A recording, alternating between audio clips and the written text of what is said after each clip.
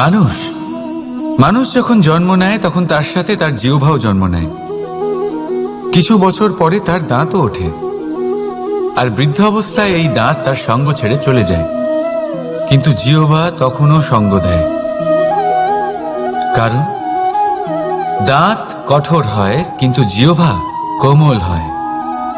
ঠিক সেরকমই আপনি আপনার অস্তিত্ব বেশি সময় অবধি অক্ষুণ্ণ রাখতে চাইলে আপনাকে জিহ্বার মতো কোমল আর নমনীয় হতে হবে, যাতে যেমনই পরিস্থিতি আপনার সম্মুখে আসুক, চড়াই আসুক বা উতরাই, দুঃখ আসুক অথবা সুখ, ক্ষতি হোক বা লাভই হোক, আপনার অস্তিত্ব যেন না ক্ষুণ্ণ হয়। কঠোর হওয়ার ফলে আপনার ভেঙে পড়ার সম্ভাবনা অনেক বেড়ে যায়। সমস্যা যেমনই হোক, দুঃখ আসুক অথবা সুখ, কোমলতার সাথে সাহসের সাথে তার সম্মুখীন হন। রাধা রাধা। মন্থন। আমরা সবাই এটাই জানি যে অমৃত পাওয়ার জন্য সমুদ্র মন্থন করা হয়েছিল, কিন্তু এর পিছনে যে মহান উদ্দেশ্য ছিল তা বেশিরভাগ লোকই বোঝে না। আজ সেই মহান উদ্দেশ্য আমি আপনাদের বুঝিয়ে বলছি। আমাদের জীবনে এই অমৃত লাভ করার জন্য পথপ্রদর্শক হয় মন্থন।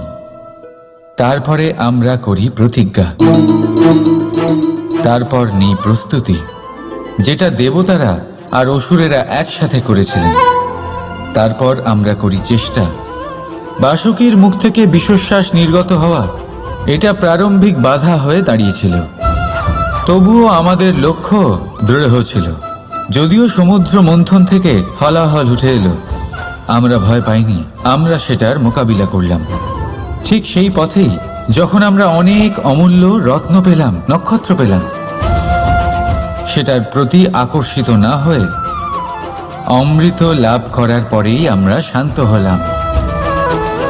এইভাবে যদি আপনি নিজের জীবনে প্রতিজ্ঞা, প্রস্তুতি, চেষ্টা, দৃঢ় নিশ্চয়, অটল থাকা আর আকর্ষণ থেকে বিরত থাকেন, যদি এইসব গুণ আপনার ভেতরে একত্রিত করে নেন, তাহলে আপনিও আপনার জীবনের অমৃত অবশ্যই লাভ করবেন। রাধা রাধা। মানুষের কোন বিষয়ে অহংকার থাকে? সময়, ক্ষমতা, শরীর আর সম্পত্তি। আর এই চারটেই সর্বদা সঙ্গে থাকে না। কি বিচিত্র ব্যাপার! আপনি নিজেই দেখুন। সময় আজ ভালো হলেও কাল অবশ্যই খারাপ হতে পারে। ক্ষমতা আজ আপনার থাকলেও কাল তা নাও থাকতে পারে। এই শরীরটা তো নশ্বরই বটে। যত আপনি বার্ধক্যের দিকে অগ্রসর হবেন, দুর্বল হতে থাকবেন, সৌন্দর্য ক্ষীণ হতে থাকবে। আর সম্পত্তি আজ আপনার, কাল অন্য কারোর হয়ে যাবে। আর এই সমস্ত নশ্বর জিনিসে মন কেন্দ্রীভূত করতে করতে ব্যক্তি ভুলে যান সেই বিষয়গুলি যা সর্বদা আপনার সাথে থাকবে, আপনার ঢাল হবে, আপনার সম্বল হয়ে থাকবে। আর তা হলো আপনার স্বভাব, বুদ্ধি, সৎসঙ্গ আর খাঁটি সম্পর্ক। নিজের স্বভাব শীতল রাখুন, কর্মে বুদ্ধির পরিচয় দিন, সর্বদা ভালো মানুষের সাথে সময় কাটান, আর খাঁটি সম্পর্ক সর্বদা পালন করুন। জীবনে সর্বদা সুখী হবেন। রাধা রাধা। কথায় আছে যে ভাগ্যের খেলা অত্যন্ত বিকট হয়। দেবতারাও বুঝতে পারেন না যে এই খেলা কি। আমরা তো শুধু সাধারণ মানুষ। ঠিক আছে, সিদ্ধান্তের কথা বলি। সিদ্ধান্ত নেওয়া তো আপনারই হাতে আছে। কেন? দেখুন, ভাগ্য আপনার সিদ্ধান্ত পাল্টাতে পারে না, কিন্তু আপনার সিদ্ধান্ত, এটা আপনার ভাগ্য অবশ্যই পাল্টাতে পারে। তাই ভাগ্যের উপরে নির্ভরশীল থাকবেন না। মনোসংযোগ করুন আজকের সিদ্ধান্তের ওপর। শান্ত মনে বিচার করুন, তারপর সিদ্ধান্ত নিন, কারণ এই সিদ্ধান্ত এটা বড়ই গুরুত্বপূর্ণ। আপনার আজকের সিদ্ধান্ত আপনার ভবিষ্যতের কাঠামো। আপনার আজকের এই সিদ্ধান্ত ভবিষ্যতে সৌভাগ্য হতে পারে, আবার দুর্ভাগ্যও হয়ে দাঁড়াতে পারে। সিদ্ধান্ত আপনার। রাধা রাধা। আমরা সবাই মন্দিরে যাই, ঈশ্বরের সামনে হাত জড়ো করে বসি আর নিজের ইচ্ছে প্রকাশ করি। কখনো ভেবেছেন ঈশ্বরের কেমন লাগতে পারে যে আমার ভক্তরা আমার কাছে আসে শুধুমাত্র নিজের ইচ্ছে পূরণের জন্য, আমার সাথে দেখা করতে নয়? অসংখ্য লোক মন্দিরে যান নিজের ইচ্ছে ঈশ্বরকে জানানোর জন্য। যদি তাদের ইচ্ছে পূরণ না হয় তারা হতাশ হয়ে পড়েন।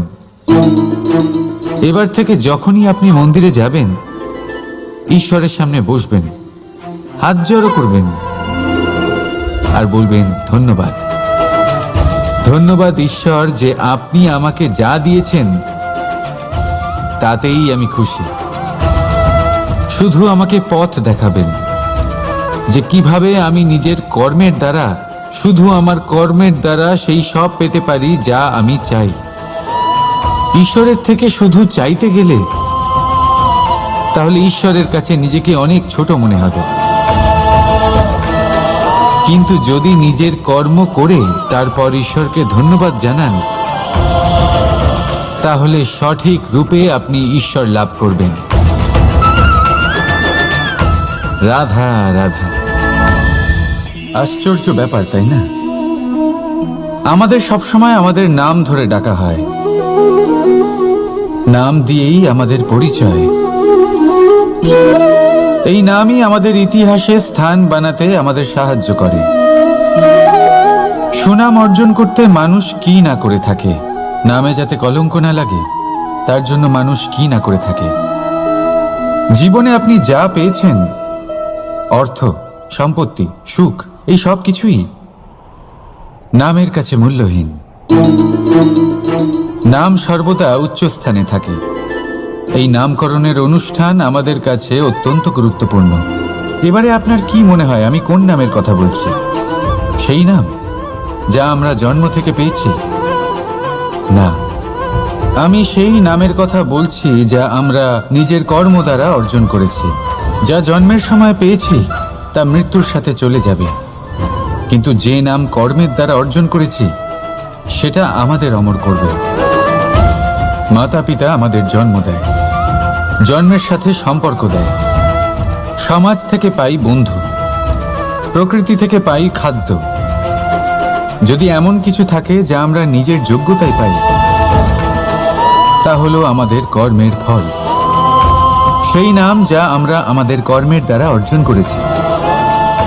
তাই সর্বদা ভালো কর্ম করুন আর আমার সাথে ভালোবেসে বলুন, রাধা রাধা। মানুষ বড়ই বিচিত্র প্রাণী, সব সময় লড়াই করতে থাকে, সব সময় চেষ্টা করে যাতে সেই শ্রেষ্ঠ হয়, চেষ্টা করে যাতে তার সামনে সবার মাথা নত হয়। তাই সবার আগে শক্তি অর্জন করার চেষ্টা করে। সে শক্তি অর্জন করেও নেয় আর তারপর ভয় দেখিয়ে সবাইকে নিজের সামনে নত করে। কিন্তু একটা গুরুত্বপূর্ণ কথা ভুলে যায়, বুঝতেই পারে না। দেখুন, আমি আপনাকে একটা উদাহরণ দিই। আপনি নিশ্চয়ই বৃক্ষ এবং তার ডালপালা দেখেছেন, যা ফলের ভারে নিচু হয়ে যায়। ফল পড়ে গেলে আবার সে উঠে যায়, তারপর আরও একটা ফল হয়, সেটাও পড়ে গেলে আবার উঠে যায়। সর্বদা নত থাকে না। কখনো হাঁটতে গিয়ে আপনি নিশ্চয়ই দেখে থাকবেন যে আপনার পা কোনো ফুলের ওপরে পড়লে তা নত হয়ে যায়, কিন্তু যেই আপনি পা সরাবেন সেই ফুল আবার উঠে দাঁড়ায়। একটা অত্যন্ত গুরুত্বপূর্ণ কথা মনে রাখবেন, যে শির ভয়ভীত হয়ে আপনার সামনে নত হয়, সেই শিরই বিরোধিতা করতে সবার আগে দাঁড়াবে। আপনি জিতে নিন, সবাইকে জিতে নিন, কিন্তু ক্ষমতার দ্বারা নয়। তাদের জিতুন প্রেমের সাহায্যে। রাধা রাধা। ঈশ্বর লতা পাতাকে দাঁড়িয়ে থাকার শক্তি দেননি, ঈশ্বর এই শক্তি দিয়েছেন বৃক্ষকে। এই লতাপাতা বৃক্ষের সাহায্যে দাঁড়িয়ে থাকে, তাতেই বিকশিত হয়। এবার এই লতাপাতা দুই ধরনের হয়। প্রথম সে যে এই বৃক্ষতে বিকশিত হয়, ফুল ফুটিয়ে তোলে, নিজেকেও সুন্দর বানায়, বৃক্ষকেও সুন্দর বানিয়ে তোলে। দ্বিতীয় সে যে বৃক্ষকে পুরোপুরি শুকিয়ে দেয়, তার প্রাণ শক্তি তার থেকে কেড়ে নেয়, আর শেষে নিজেও ধ্বংস হয়ে যায়।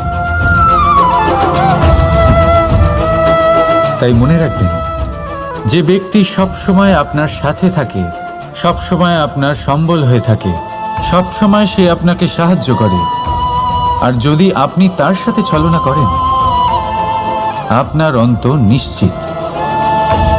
এরকম কখনো করবেন না। সেই ব্যক্তিকে ভালোবাসা দিন, সম্মান দিন, আর আমার সাথে প্রসন্ন হয়ে বলুন, রাধা রাধা। কখনো আপনি কোনো কুমোরকে দেখেছেন যারা মাটির পাত্র বানায়? প্রথমে সে ভিজে মাটি মাখে, তারপর তাকে গড়ে, তারপর তাকে চাকায় দিয়ে সঠিক আকার দেয়।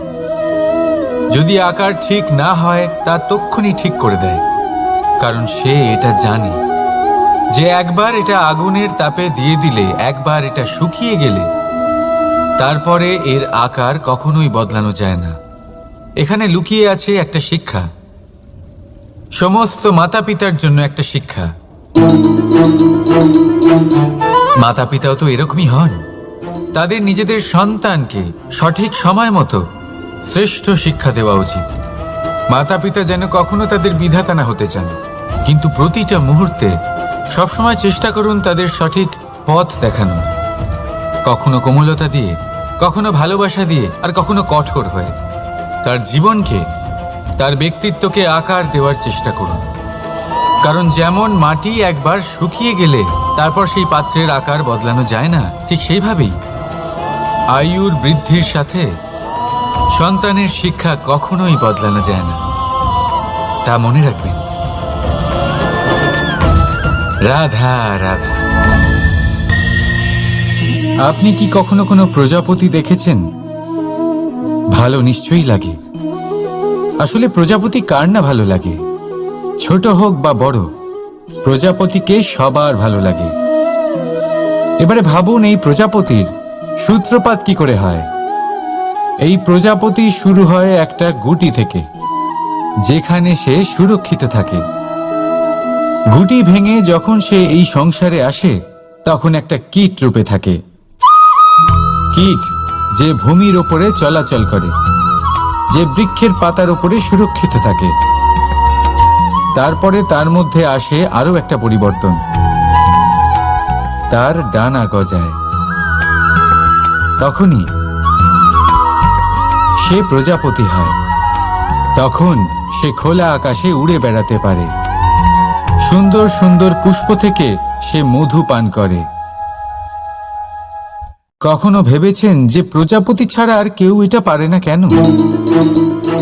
কারণ সে সেই গুটি থেকে বেরোতে পারে। যদি সে সেই গুটি থেকে নাই বেরোতো, সে উড়তেই পারতো না, কখনো প্রজাপতি হতেই পারতো না। আমাদের সাথেও ঠিক এটাই হয়। আমরা সবসময় সেখানেই থাকতে চাই যেখানে আমরা সুরক্ষিত থাকি। সেই সুরক্ষা চক্রেই আমরা থাকতে চাই, কিন্তু এই বিকাশ সুরক্ষা সীমা পার হওয়ার পরেই অর্জন করা যায়। তাই যদি আপনি জীবনে বড় কিছু করতে চান, মহান কাজ করতে চান, নিজের ব্যক্তিত্ব তৈরি করতে চান, তাহলে এই সুরক্ষা চক্র ভুলে যান।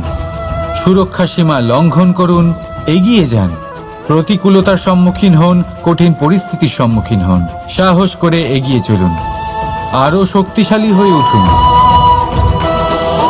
তবেই আপনি জীবনে কিছু করতে পারবেন, তবেই আপনার ডানা গজাবে, আর তবেই আপনি এই সুন্দর আকাশে উড়ে বেড়াতে পারবেন। রাধা রাধা। আমাদের কোনো স্থানে পৌঁছতে গেলে একটা মাধ্যমের প্রয়োজন হয়। কিছু মানুষ এই মাধ্যমকে রাস্তা বলে, কেউ পথ বলে, আবার কেউ বলে সরণি। মানুষ নিজের লক্ষ্যে পৌঁছানোর জন্য এই পথেরই খোঁজে থাকে। কিন্তু মানুষ একটা কথা বুঝতে পারে না, যে এই পথে এগোতে গেলে এই পথকে পিছনে ঠেলাও অত্যন্ত প্রয়োজন। যদি এটা করার ক্ষমতা আপনার না থাকে, তাহলে আপনার পথ আপনাকে লক্ষ্যে পৌঁছতে দেবে না। দ্বিতীয় কথা,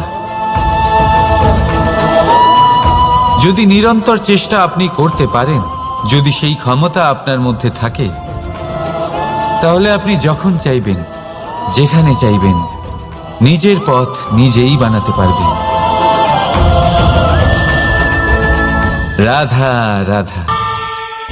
আমাদের সব থেকে ভালো লাগে বিজয়, সব থেকে অপ্রিয় হলো পরাজয়। কিন্তু আপনাকে একটা কথা বলে দিই, হার নামক কোনো পরিণাম হয়ই না। যাই পরীক্ষা থাকুক না কেন, হয় সেটা জয়তে পরিবর্তিত হয়, নয় সেটা আমাদের কোনো শিক্ষা দিয়ে যায়। তাই কোনো কিছু নতুন শুরু করার আগে কখনো সংকোচ করবেন না। হয় জয় আপনাকে বিজয়ীর মালা পরাবে, নয়তো এই হার আপনাকে অমূল্য কিছু শিখিয়ে যাবে। রাধা রাধা। এই ছোট কাঠের ডাল দেখতে পাচ্ছেন আপনি? একটা বৃক্ষ থেকে এরম হাজার হাজার ডাল পাবেন, যা দিয়ে আপনি আগুন জ্বালাতে পারবেন, যা নিজে জ্বলে আমাদের ভোজন বানাতে সাহায্য করে থাকে, যা নিজে জ্বলে অন্ধকারে আমাদের আলোকিত করে। যদি এটাই অন্যভাবে দেখা যায়, তাহলে এমনই এক ছোট্ট ডালের টুকরো একটা ছোট্ট ফুলকিতেই নিজের সাথে হাজার হাজার বৃক্ষ জ্বালিয়ে দিতে পারে।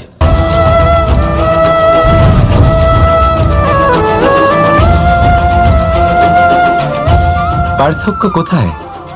পার্থক্য হলো শুধু দৃষ্টিভঙ্গিতে, মানসিকতায়। যদি এই মন শীতল রাখেন, শান্ত রাখেন, তাহলে অসংখ্য মানুষের জীবন আলোকিত করবেন। যদি ক্রোধ আর অহংকারের আগুনে জ্বলতে থাকেন, তাহলে শুধুমাত্র বিনাশ করবেন। সিদ্ধান্ত আপনার। রাধা রাধা। আজ বিজয়া দশমী, সেই দিন যবে শ্রীরাম রাবণকে বধ করেছিলেন। এ হলো সেই দিন যেদিন শ্রীরাম লঙ্কা জয় করেছিলেন। লোকে বলে এটা খারাপের বিরুদ্ধে ভালোর জয়ের প্রতীক। এটাকে দেখার আরো একটা দিক আছে। আগে হ্যাঁ, এটা ভালোবাসার জয়ের প্রতীক, এটা পরিবারের জয়ের প্রতীক। আপনি তো নিশ্চয়ই জানেন যে রাবণ মহা জ্ঞানী ছিল, মহা শক্তিশালী ছিল, মহাদেবের পরম ভক্ত ছিল রাবণ। এবার যে ব্যক্তি কৈলাস পর্বত তুলতে পারত, সেই ব্যক্তি নিজে এক কাটা বৃক্ষের মতো শ্রীরামের চরণে পড়েছিল। সমস্ত বাধা আপনি অতিক্রম করবেন। রাধা রাধা। আপনি কি কখনো শুনেছেন হরিণ সিংহের থেকে পালানোর বদলে তার সাথে লড়াই করেছে? হরিণ সিংহকে আক্রমণ করেছে, কখনো শুনেছেন? কখনো না। কিন্তু এরকম হতেই পারে, এরকম হয়েই থাকে। আর এটা তখনই হয় যখন হরিণের শাবক বিপদে পড়ে, যখন তার সিংহের কবলে পড়ার ভয় থাকে, তখন হরিণীও এসে সিংহের সাথে লড়াই করতে থাকে। কারণ সে একজন মা, আর মা তার সন্তানের জন্য সবকিছু করতে পারে। এ হলো মায়ের স্নেহ, যেটা যত নরম হতে পারে ঠিক ততটাই কঠোরও হতে পারে। আর তার সন্তানের মঙ্গলের জন্য সে ক্রোধের সমস্ত সীমা পার করে তার সন্তানকে রক্ষা করেই ছাড়বে। আর সেই জন্যই তো মাকে সন্তানের জীবনে সব থেকে বড় ঢাল বলা হয়। এই মাকে আমার শত কোটি প্রণাম। রাধা রাধা। নবরাত্রির শুভ সূচনা হয়ে গেছে, আর এই সময় অত্যন্ত শুভ, কারণ এই সময় জগৎ মাতার সাথে জড়িত। মা কত ছোট একটা শব্দ, কিন্তু যদি ভালোভাবে দেখেন তাহলে সমগ্র সংসার এই শব্দের মধ্যে লুকিয়ে। মা, যে তার সন্তানের জন্য যথাসম্ভব চেষ্টা করে, সবকিছু করতে প্রস্তুত থাকে। মা, যার সব থেকে বড় গুণ অটল থাকা। মনের মধ্যে না কোনো অসৎ উদ্দেশ্য, না কোনো ভেদাভেদ, না কোনো ছল চাতুরি। বড়ই সরল হয় এই মা। সন্তান যদিও বা মিছে মিছে কেঁদে ওঠে, মায়ের মনে হয় সন্তানের হয়তো সত্যিই খিদে পেয়েছে। মা জন্মদাত্রী হোক বা পালিকাই হোক, স্বর্গ, এই স্বর্গ আমরা মায়ের চরণের তলায় খুঁজে পাই। তাই এই মাকে আমাদের শত কোটি প্রণাম। রাধা রাধা। সহনশীলতা মায়ের দ্বিতীয় সব থেকে বড় গুণ। কথায় আছে যে পৃথিবীর থেকে বেশি সহ্য শক্তি আর কারণ নেই। তাকে কর্ষণ করার পরেও পৃথিবী আমাদের ফসল প্রদান করে, কিন্তু মা, এই মা পৃথিবীর থেকে কম কিছু সহনশীল নয়। একবার ভেবে দেখুন, 9 মাস অবধি সন্তানকে নিজের গর্ভে ধারণ করে। এই সহনশীলতা কি কোনো পুরুষ দেখাতে পারবে? এই সহনশীলতা কি কোনো পিতা দেখাতে পারবে? মহিলার মধ্যে যতই শক্তি থাকুক, সহনশীলতার পরিভাষা সে মা হওয়ার পরেই লাভ করে। নিজের অস্তিত্বকে ভুলে গিয়ে সন্তানের অস্তিত্ব তৈরি করে। গর্ভে শিশুর পদাঘাত খেয়েও আনন্দের সাথে তাকে দুধ খাওয়ায়। এই হলো মা। আর এই মা জননীকে আমাদের শত কোটি প্রণাম। রাধা রাধা। মায়ের আরো দুটো মহান গুণ, সাহস আর সম্বল। সাহস এটা যে সে তার সন্তানের জন্য সব কিছু করতে পারে, আর সম্বল যে সে তার সন্তানকে কখনো ভেঙে পড়তে দেবে না। একবার ভেবে দেখুন, যখনই আপনি আহত হন, চিৎকারের আগে মায়ের নাম কেন আসে? ভেবে দেখুন, যখন আপনার শক্তির প্রয়োজন পড়ে, সাহসের প্রয়োজন পড়ে, সামনের পথ আপনি দেখতে পাচ্ছেন যা অত্যন্ত কঠিন মনে হচ্ছে, তখন মুখ থেকে মায়ের নামই কেন বেরোয়? কারণ মা আমাদের সাহস যোগায়, মাই আমাদের ভরসাও যোগায়। মা জানেন কি করে আমাদের আঙুল ধরে আমাদের হাঁটতে শেখাতে হবে। মা এটাও জানে যে কিভাবে কান ধরে আমাদের সঠিক পথে নিয়ে আসতে হবে। এই রকম সাহসী মায়েদের আমার শত কোটি প্রণাম। রাধা রাধা। মায়ের আরেকটা সব থেকে মহান গুণ, পরিস্থিতির সাথে নিজেকে মানিয়ে নেওয়ার অদ্ভুত শক্তি।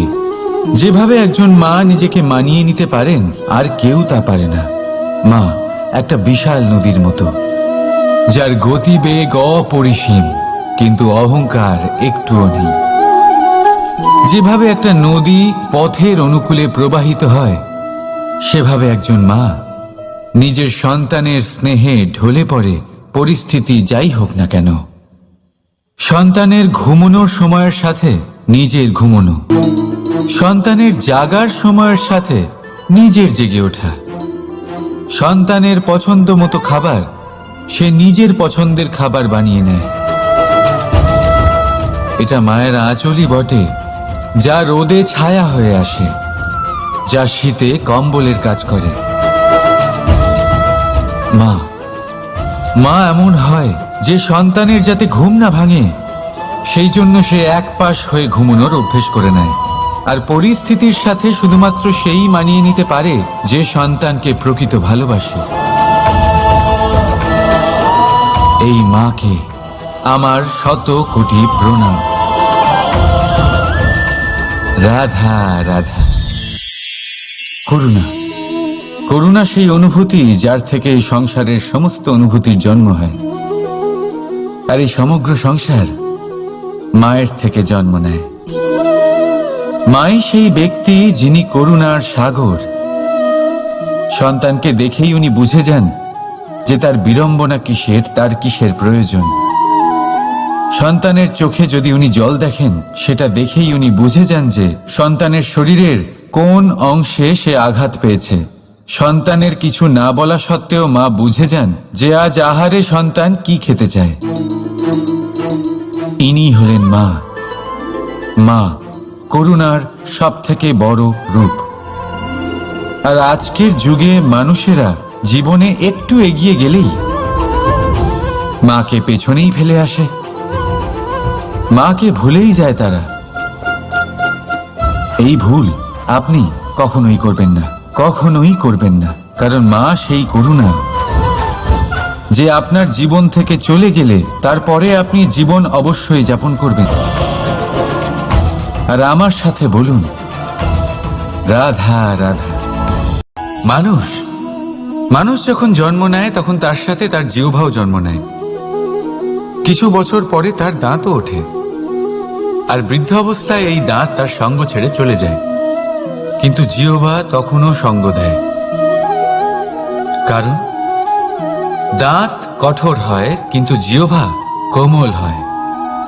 ঠিক সেরকমই আপনি আপনার অস্তিত্ব বেশি সময় অবধি অক্ষুণ্ণ রাখতে চাইলে আপনাকে জিহ্বার মতো কোমল আর নমনীয় হতে হবে, যাতে যেমনই পরিস্থিতি আপনার সম্মুখে আসুক, চড়াই আসুক বা উতরাই, দুঃখ আসুক অথবা সুখ, ক্ষতি হোক বা লাভই হোক, আপনার অস্তিত্ব যেন না ক্ষুণ্ণ হয়। কঠোর হওয়ার ফলে আপনার ভেঙে পড়ার সম্ভাবনা অনেক বেড়ে যায়। সমস্যা যেমনই হোক, দুঃখ আসুক অথবা সুখ, কোমলতার সাথে সাহসের সাথে তার সম্মুখীন হন। রাধা রাধা। মন্থন। আমরা সবাই এটাই জানি যে অমৃত পাওয়ার জন্য সমুদ্র মন্থন করা হয়েছিল, কিন্তু এর পিছনে যে মহান উদ্দেশ্য ছিল তা বেশিরভাগ লোকই বোঝে না। আজ সেই মহান উদ্দেশ্য আমি আপনাদের বুঝিয়ে বলছি। আমাদের জীবনে এই অমৃত লাভ করার জন্য পথপ্রদর্শক হয় মন্থন। তারপরে আমরা করি প্রতিজ্ঞা, তারপর নিই প্রস্তুতি, যেটা দেবতারা আর অসুরেরা একসাথে করেছিলেন। তারপর আমরা করি চেষ্টা।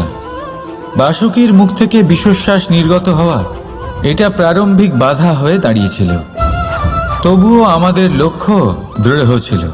যদিও সমুদ্র মন্থন থেকে হলাহল উঠে এলো, আমরা ভয় পাইনি, আমরা সেটার মোকাবিলা করলাম। ঠিক সেই পথেই যখন আমরা অনেক অমূল্য রত্ন পেলাম, নক্ষত্র পেলাম, সেটার প্রতি আকর্ষিত না হয়ে অমৃত লাভ করার পরেই আমরা শান্ত হলাম।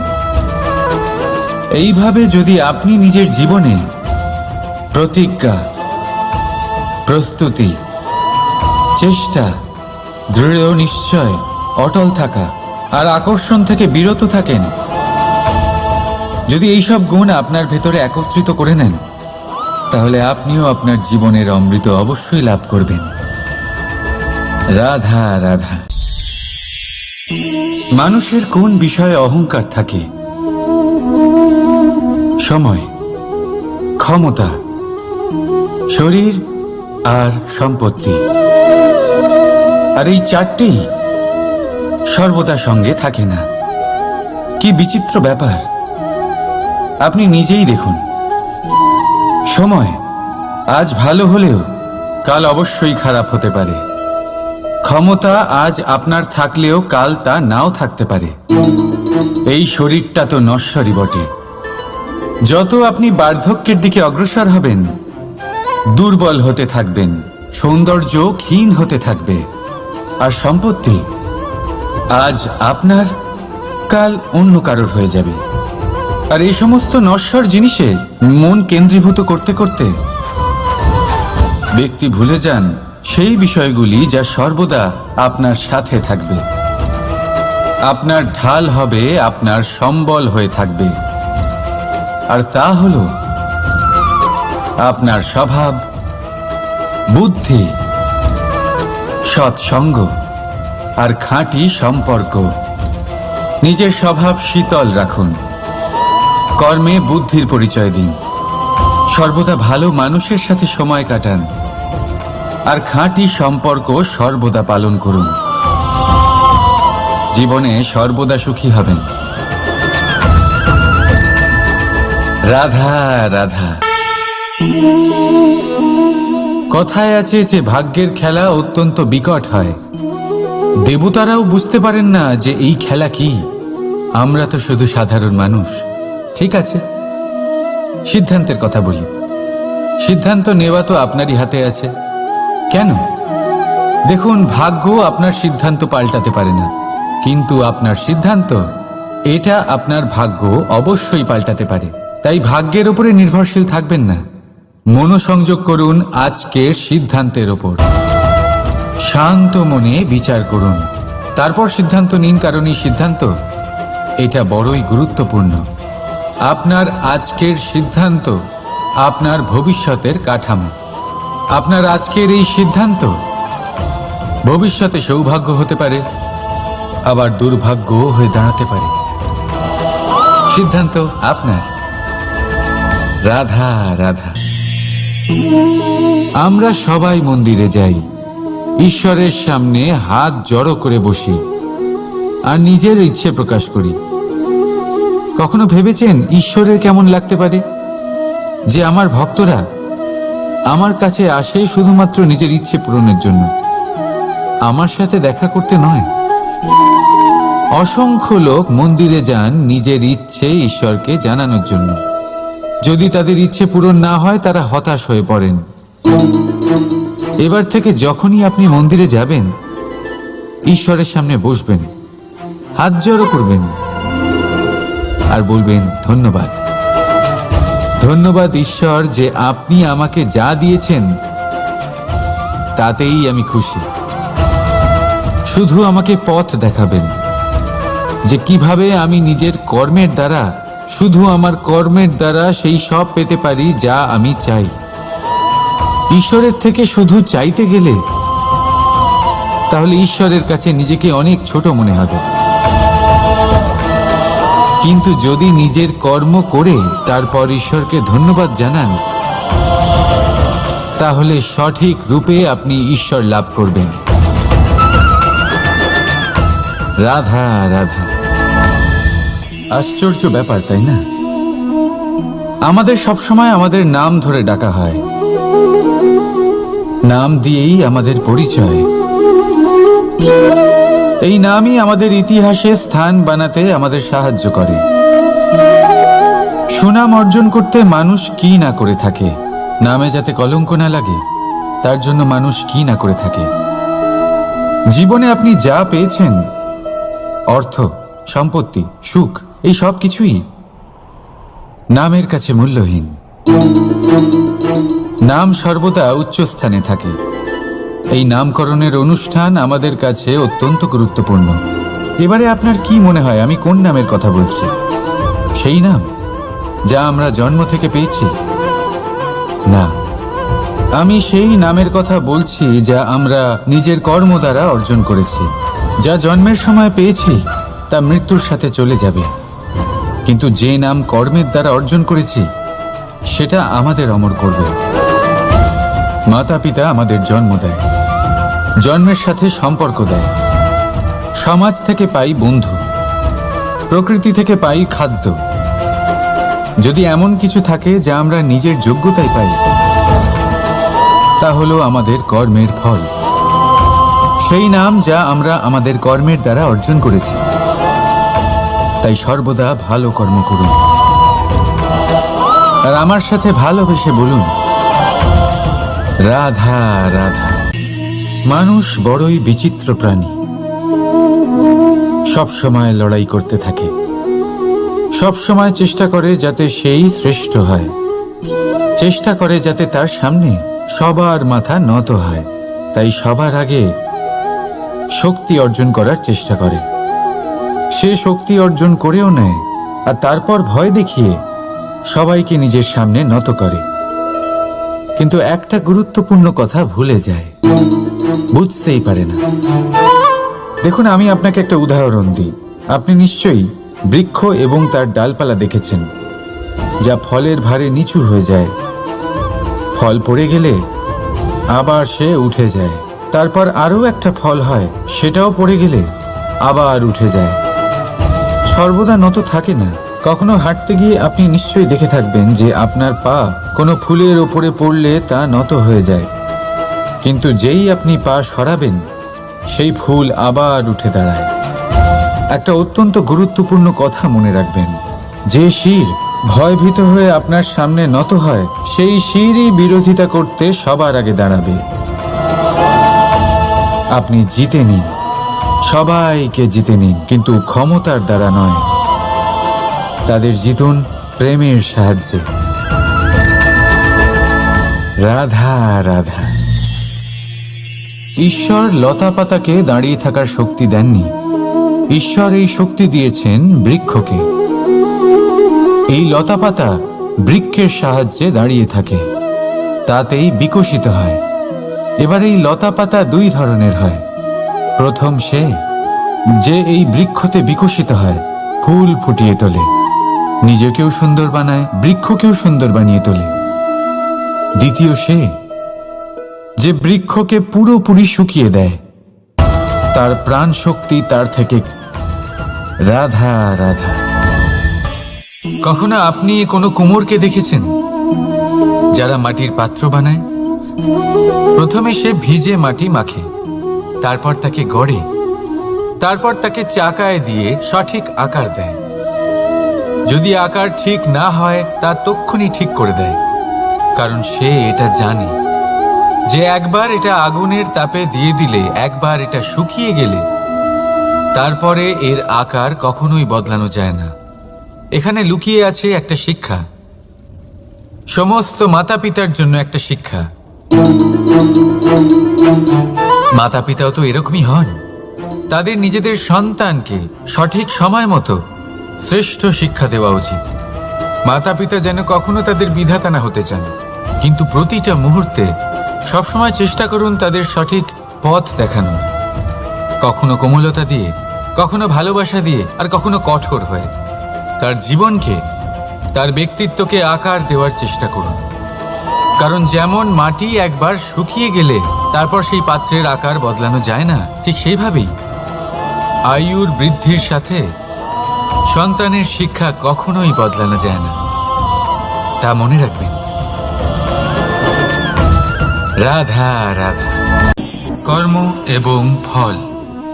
মানুষের স্বভাব হলো এটাই যে তিনি নিজের প্রত্যেক পরিশ্রমের প্রতিফল প্রার্থনা করেন।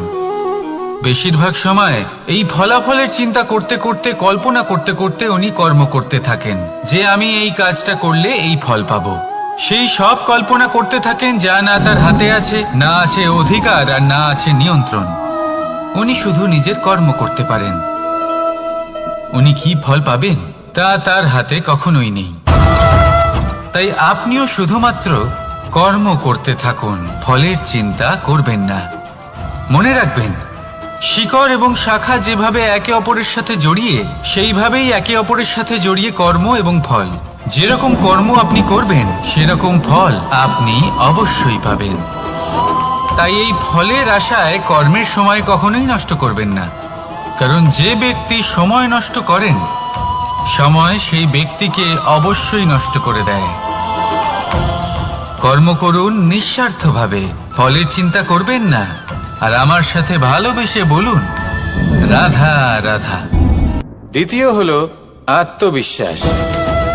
হেরে যাওয়া বস্তুও আবার জিতে নিতে পারবেন যদি আপনার নিজের আত্মবিশ্বাস থাকে, তাহলে আপনি কখনো পরাজিত হবেন না। এবং তৃতীয় হলো অহংকার। জয়লাভ করার পরেও কিন্তু এটা আপনাকে পরাজিত করতে পারে। সেজন্য জীবনে সঙ্গবদ্ধ হন, আত্মবিশ্বাস রাখুন, কিন্তু কখনোই অহংকার করবেন না। এই অহংকার আপনার থেকে সব কিছু কেড়ে নিতে পারে। এই অহংকারের জন্যই মথুরাপতি কংস নিজের পতনের দিকে অগ্রসর হয়েছিলেন।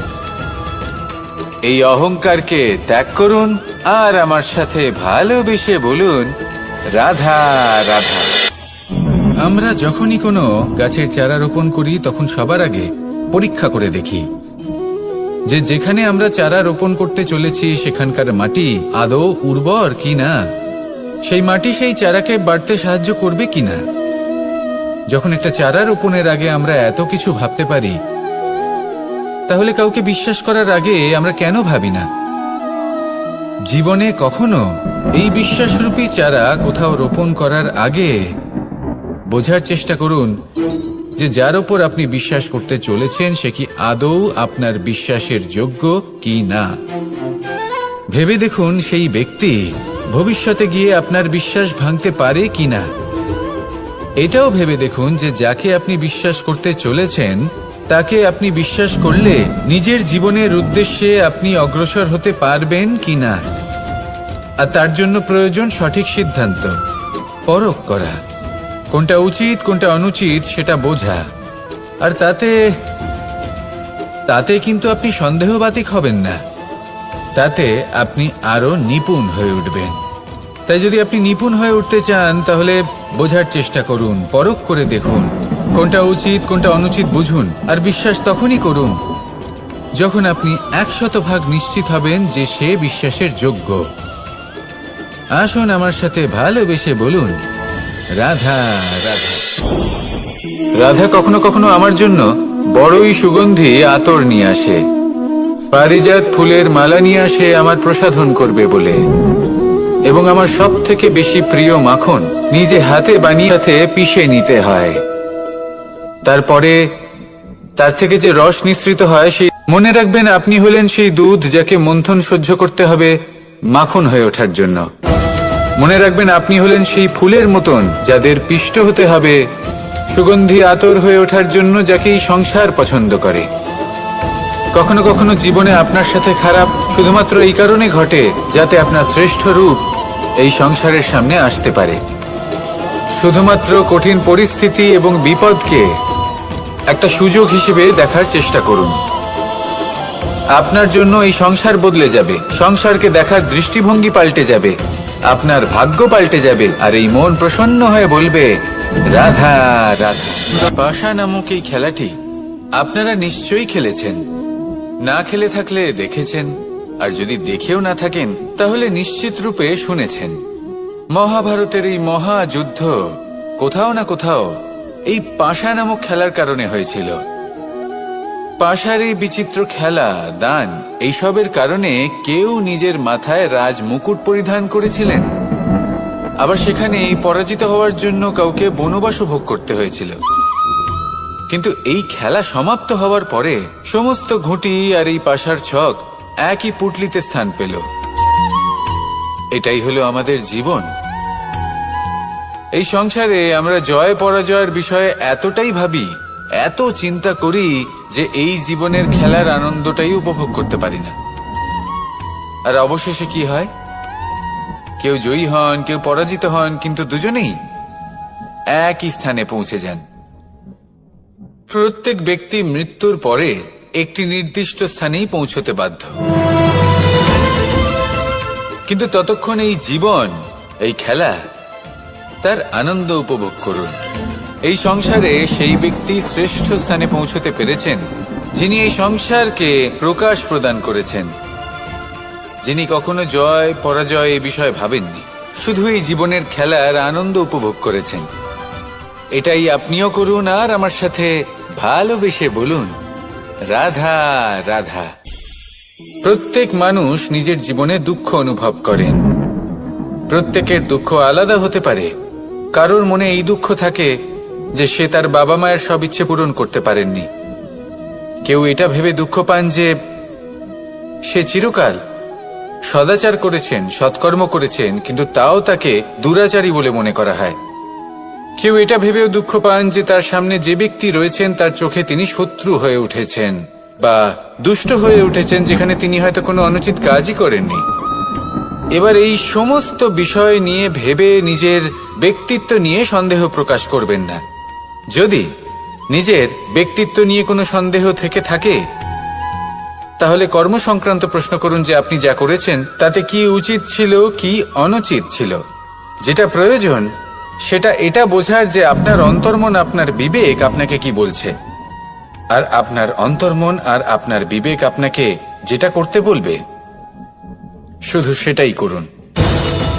আর তারপরে এই সংসার কি বলবে, কি ভাববে সেসব নিয়ে ভাবতে যাবেন না, কারণ এই সংসার তো ঈশ্বরকেও প্রশ্ন করে থাকে। ঈশ্বরকেও দোষী মনে করে। কখনো কখনো যখন কোনো ঘটনা মানুষের ইচ্ছা অনুযায়ী ঘটে না, তখন মানুষ এটা বলে যে হে ঈশ্বর, আপনি আমার পাশে থাকলেন না, আপনি বড়ই কঠোর, এটা আপনার দোষ। যেখানে বেশিরভাগ সময় হয়তো সে নিজেই নিজের কর্মফল ভোগ করছে, আর কখনো কখনো ঈশ্বর হয়তো তার জন্য আরো ভালো কোনো পরিকল্পনা করে রেখেছেন, কিন্তু মানুষ সেটা বুঝতে পারে না। তাই দিনের শেষে যেটা প্রয়োজন সেটা হলো নিজের মনের কথা বুঝতে হবে। আপনার বিবেক কি বলছে শুধু সেটাই করুন, আর সামনে এগোতে থাকুন। আমার সাথে ভালোবেসে বলুন, রাধা রাধা। পরিবর্তন, এটা হলো সৃষ্টির অমূল্য নিয়ম। এই সংসারে সবকিছু সময়ান্তরে পরিবর্তিত হয়, এই সময়ও পরিবর্তিত হয়।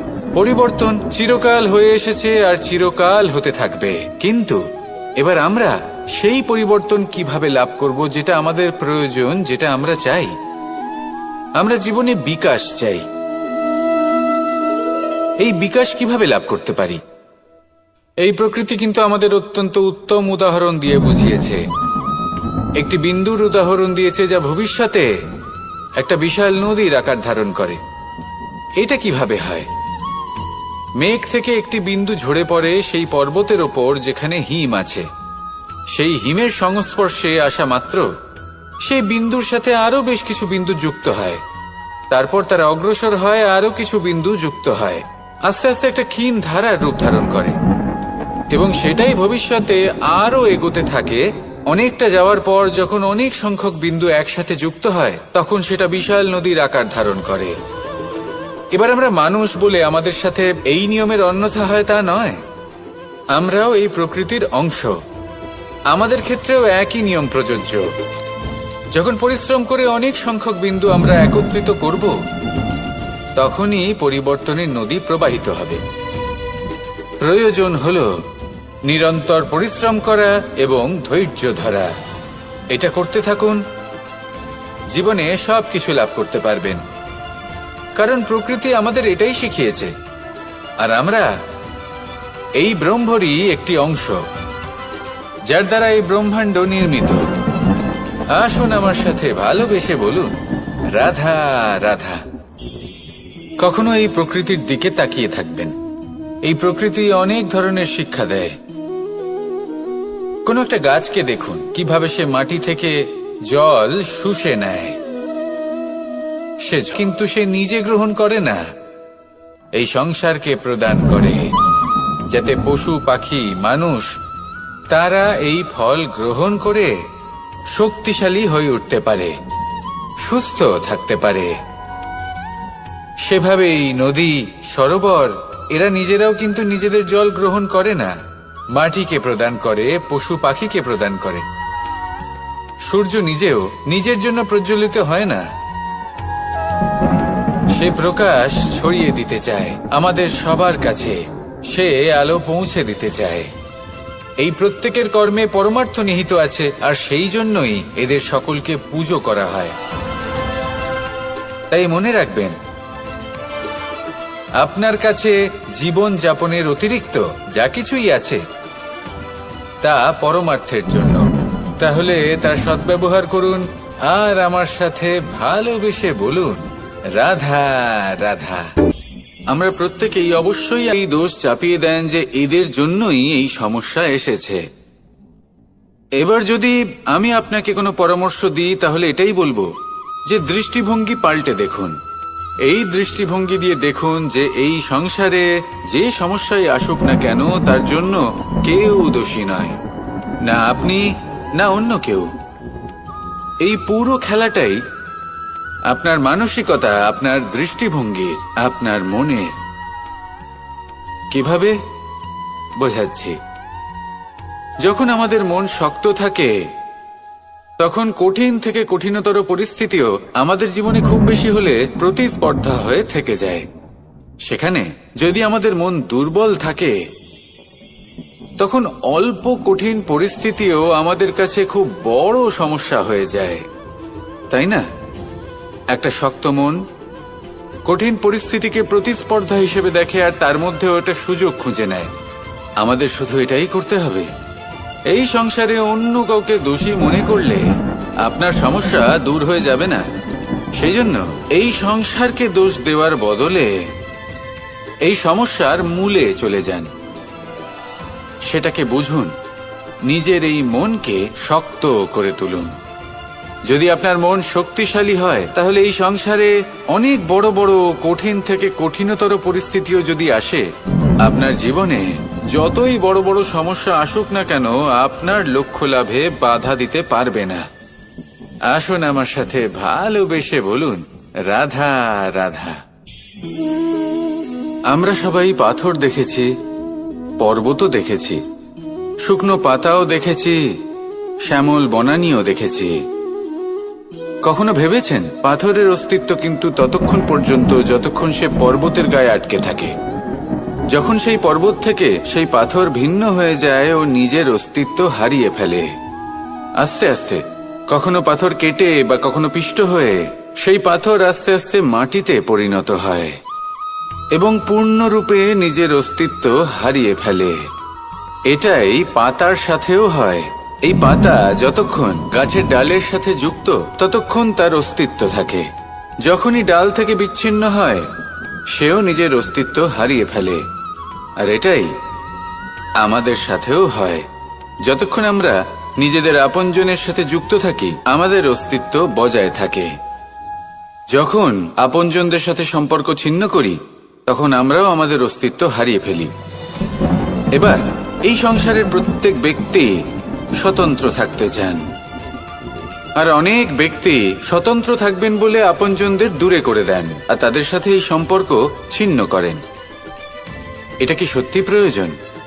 আপনজনদের সাথে সম্পর্ক ছিন্ন করে নিজের অস্তিত্ব হারিয়ে ফেলা প্রয়োজনীয়, নাকি আপনজনদের সাথে সম্পর্ক বজায় রেখে নিজেদের স্বতন্ত্র করে রাখা সেটা আবশ্যক?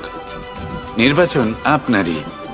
আসুন আমার সাথে ভালোবেসে বলুন, রাধা রাধা। আপনি কি কখনো নৌকা যাত্রা করেছেন? করে না থাকলেও নিশ্চয়ই দেখেছেন যে এই জল যা নিজের অন্তরে সব কিছু সমাহিত করে নিতে পারে, এই নৌকা সেই জলের ওপরেই ভেসে থাকে। কোনো তফাৎ হবে না যে সেই ছিদ্র ছোট নাকি বড়, নৌকা ডুবে যাবে। এই ছিদ্র হলো আমাদের জীবনে আমাদের অপগুণ, আমাদের দোষ, আমাদের বিকার। কখনো এটা ভাববেন না যে এই দোষ খুবই ছোট, এতে কিছুই যাবে আসবে না। না, সেই ছোট দোষ, সেই ছোট বিকার যদি সেটাকে শুধরে না নেন তাহলে সেটা আপনাকে আপনার পতনের দিকে নিয়ে যাবে। শেষ পর্যন্ত এটা আপনার উপর নির্ভরশীল যে আপনি কি চান। আপনার জীবনের এই নৌকা এভাবেই ডুবে যেতে দেখবেন, নাকি নিজেকে শুধরে নিয়ে সেই নৌকার সেই ছিদ্রটাকে ভরিয়ে তুলতে চাইবেন? নির্বাচন আপনার। আসুন আমার সাথে ভালোবেসে বলুন, রাধা রাধা। জল, জলই পৃথিবীতে বেঁচে থাকার জন্য আবশ্যক তো বটেই, কিন্তু এই জল আমাদের একটা অত্যন্ত গুরুত্বপূর্ণ শিক্ষা প্রদান করে। কখনো এই জলকে দেখেছেন? যে পরিস্থিতিতেই এই জল প্রবাহিত হোক না কেন, এর উপর যা কিছুই প্রভাব থাকুক না কেন, এর পথে যতই বাধা আসুক না কেন, তার মধ্যে থেকে ও নিজের পথ ঠিক বের করে নেয়, কিন্তু নিজের প্রবাহ থামতে দেয় না, ক্রমাগত অগ্রসর হতে থাকে। সেরকমই একটা শিক্ষা যেটা আমরা জল থেকে পেয়ে থাকি তা হলো এটা, আমরা যখন জলের দিকে তাকাই তখন আমরা নিজের প্রতিবিম্ব দেখি, স্পষ্টভাবে দেখতে পাই, কিন্তু তখনই দেখতে পাই যখন এই জল শান্ত থাকে, স্থির থাকে। যদি এই জল অশান্ত হয়ে থাকে, স্থির না হয়, তাহলে আমরা এতে নিজের প্রতিবিম্ব দেখতে পাই না। এটাই আমাদের মনের সাথেও হয়ে থাকে। যখনই জীবনে কোনো সংকট আসে, যদি আমরা শান্ত মনে, স্থির মনে সিদ্ধান্ত নিই, তাহলে সেটা এমন একটা শীতল সিদ্ধান্ত হবে যেটা আমাদের ভবিষ্যৎকে একটা শ্রেষ্ঠ স্থানে নিয়ে যাবে। যদি এই মন অশান্ত হয়, বিচলিত হয়, পীড়িত হয়, দুঃখিত হয়ে থাকে, রুষ্ট হয়ে থাকে, তাহলে অনেক সময় আমরা এমন সিদ্ধান্ত নিই যেটা আমাদের জন্য অনুচিত প্রমাণিত হয়। যখন আপনি ক্রুদ্ধ ছিলেন বা দুঃখের বশে ছিলেন, তখন অনেক সময় হয়তো এমন সিদ্ধান্ত নিয়েছেন যেটার জন্য ভবিষ্যতে আপনি অনুশোচনা করেছেন।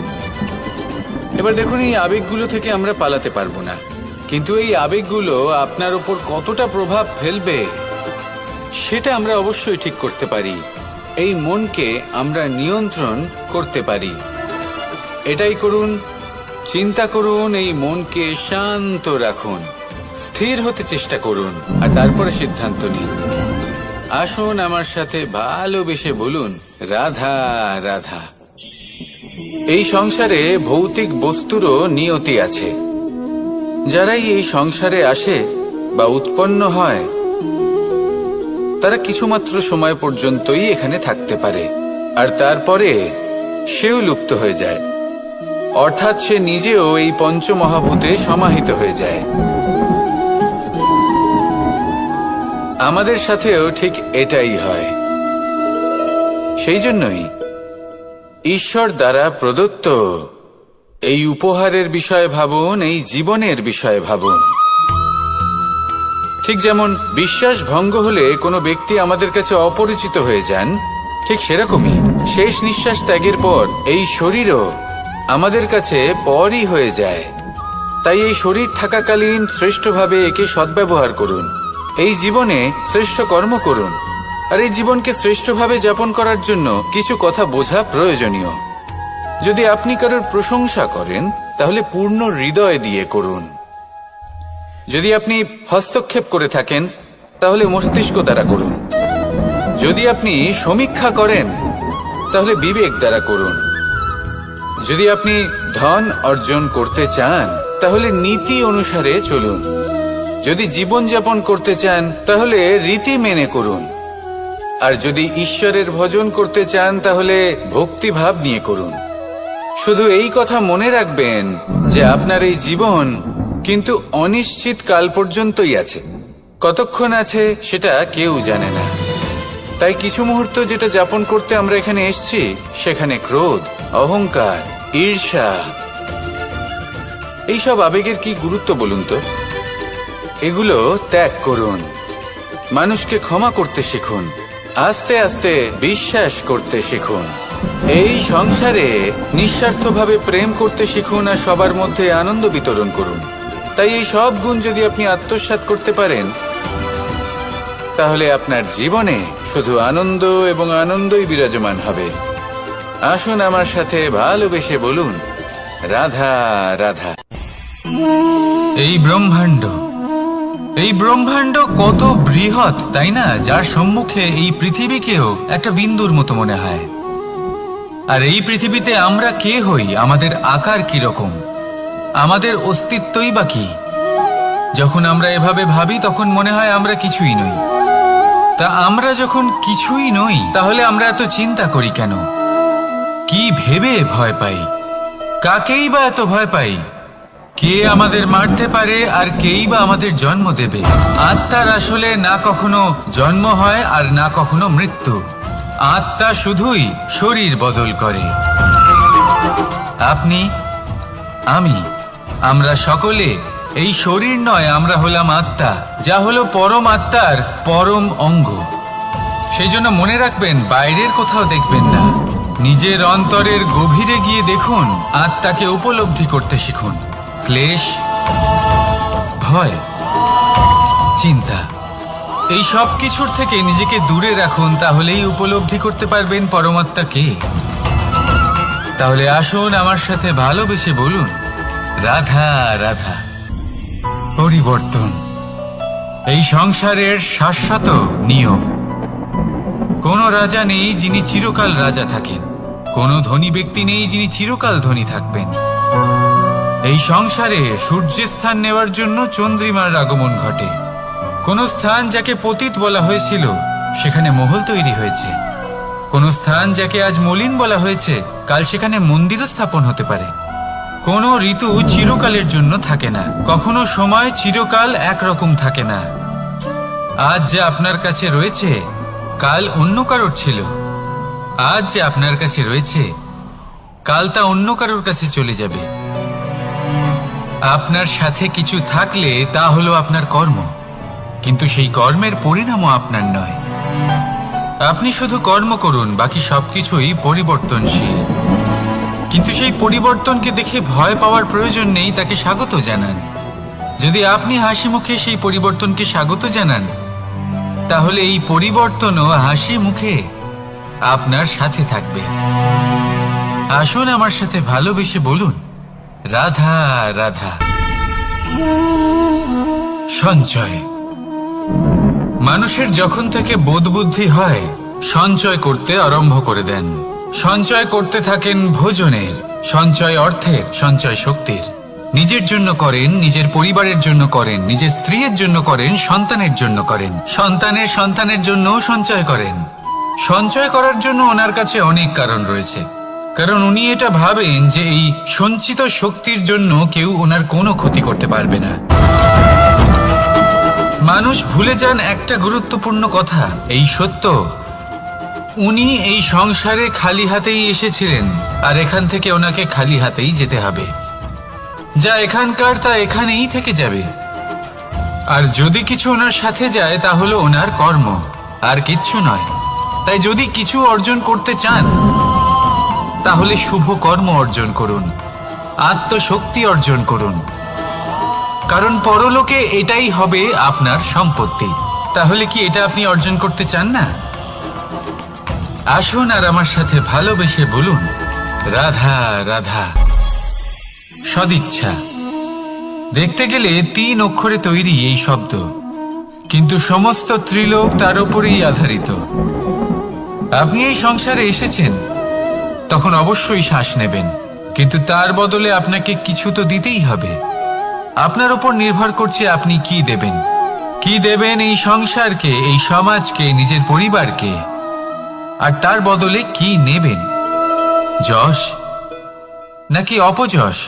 দেখুন, এক ছিল রাবণ, যে কিনা সমুদ্র পার করলো সীতাকে অপহরণ করার জন্য, আর এক ছিলেন রামচন্দ্র, যিনি সমুদ্র পার করেছিলেন, সেতু বানিয়ে গিয়েছিলেন সীতাকে ফিরিয়ে নিয়ে আসার জন্য। দুজনেই সমুদ্র পার করেছিলেন, শুধু পার্থক্য ছিল সদিচ্ছাকে বোঝার, লক্ষ্যের। অনেক মানুষের যাত্রা একরকম হতেই পারে, কিন্তু আনন্দ তখনই লাভ করবেন যখন লক্ষ্য শুভ হবে, মহান হবে। এই লক্ষ্য দিয়ে এই সংসারের কল্যাণ হবে এবং মানুষের সম্মান হবে। যদি আপনার সংকল্প উচিত হয়, তাহলে আপনার লক্ষ্য উচিতই হবে, নয়তো শুধুমাত্র বিনাশ হবে। আর উচিত এটাই হবে যে বিনাশের হাত থেকে যেন নিজেকে বাঁচানো যায়, কি বলেন? তাই জীবনে যে লক্ষ্য স্থির করছেন, মনে রাখবেন তা যেন শুভ লক্ষ্য হয়। যদি এরকম হয়, তাহলে আপনার যাত্রা, আপনার জীবন দুটোই শুভময় হবে। আসুন আর আমার সাথে ভালোবেসে বলুন, রাধা রাধা। সুরক্ষা। এই সুরক্ষা আসলে কি? এটা কি কোনো কবচ নাকি কোনো সীমা? এই সুরক্ষা আসলে অন্য কিছু। আমাদের মাতা পিতা, আমাদের প্রিয়জন, আমাদের বন্ধু, এই সমাজ, আমাদের শুভাকাঙ্ক্ষী, আমাদের আত্মীয়, এনারা সবাই আমাদের জীবনে কোনো না কোনো ভাবে সুরক্ষা দিয়ে থাকেন, একটা কবচ দিয়ে থাকেন কোনো না কোনো রূপে। কিন্তু দেখতে গেলে আমাদের পরাক্রমের পথে, আমাদের বীরত্বের পথে, আমাদের সাহসের পথে এই সুরক্ষাই সব থেকে বড় বাধা হয়ে দাঁড়ায়। একবার ভেবে দেখুন, যদি আপনি কোনো সুরক্ষাই না পান, বা যদি আপনি এই সুরক্ষা ভেঙে বাইরে আসতে পারেন, তাহলে আপনার বীরত্ব চরম সীমায় পৌঁছে যায়। কেন? কারণ তখন আপনি জানেন যে এই সংসারের সম্মুখীন আমাদের নিজেদেরই হতে হবে। আপনি বুঝে যান যে শত্রুর সম্মুখীন এবার নিজের বলের দ্বারা, নিজের পরাক্রমের দ্বারা, নিজের সাহসের দ্বারা করতে হবে। আর তখন আমাদের মনের মধ্যে এই শক্তি জাগ্রত হয়। এই শক্তি অন্তরেই বসবাস করে, শুধু এটা চিনে নিতে হবে, একে জাগ্রত করতে হবে। আর এটা সুরক্ষা ভেঙে যাওয়ার পরেই সম্ভব হয়। আর যারা নিজের শক্তি সম্পর্কে জানেন, যিনি নিজেই জানেন তিনি কতটা শক্তিশালী, তিনি নিজেই নিজের সুরক্ষা কবচ চিরকালের মতো ভেঙে ফেলে দেন। ঠিক কর্ণের মতো। আর তারপরে দেখুন, আপনার পরাজয় হোক বা বিজয়ী হোক না কেন, সেটাই অনেক বড় হয়, সেটাই প্রশস্ত হয়ে থাকে। সেই জন্য ত্যাগ করুন নিজের ভয়কে, নিজের আশেপাশের এই সুরক্ষা চক্রকে ভেঙে ফেলুন, আর সম্মুখীন হন এই সংসারের নিজের শত্রুর সম্মুখীন হন। পরাক্রমের এই অঙ্কুর, তা অঙ্কুরিত হওয়ার জন্য বীজের উপরের এই কবচ, এটা ভেঙে যাওয়া অতি আবশ্যক। আসুন আমার সাথে ভালোবেসে বলুন, রাধা রাধা। যখন আমরা হাঁটতে থাকি আর আমাদের পায়ে কাঁটা বিঁধে যায়, তখন মুখ দিয়ে আহ বেরিয়ে আসে, কান্না চলে আসে, আর অনেক সময় অভিশাপও বেরিয়ে আসে।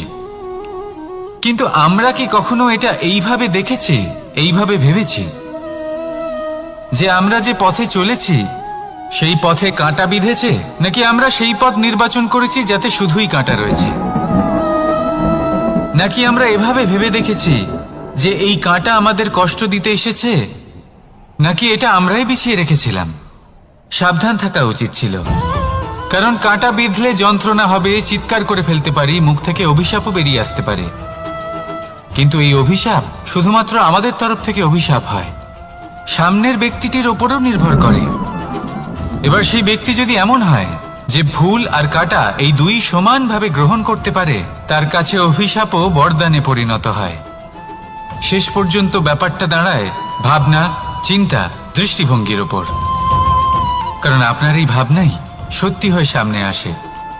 সেই জন্য এই ভাবনা, চিন্তা, মানসিকতাকে গুরুত্ব সহকারে দেখবেন। এই বিবেচনা নিয়ে বিবেচনা করতে শিখুন। আমার কথার অর্থ হলো যে জীবনে যখন এরকম কিছু একটা ঘটবে, তখন ভেবে দেখুন যে এরকম কেন হলো।